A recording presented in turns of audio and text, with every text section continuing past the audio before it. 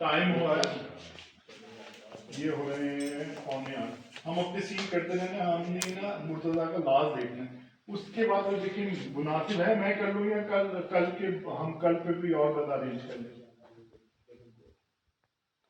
चले अभी इसको मतलब ये नहीं कि मैं बना लूँ, अब ये देखें अगर ये आप समझते हैं कि वो मैं परफॉर्म कर लूँगा तो फिर वो आधा मेरे बेटे पड़ेगा।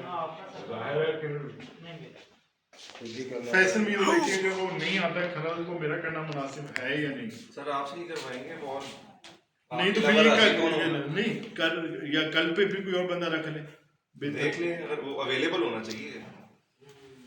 हाँ अवेलेबल रेडी उसको ना सीआर करनी है, अगर कहते तो अदील को भी बुला लो।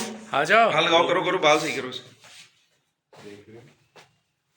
सही कर ले तो हम जो उड़े से हुए ना वो बिल्कुल प्रॉपर हो। चलिए देख लीजिए आपकी राय है, मतलब उसमें न्यूट्रल राय होनी चाहिए कि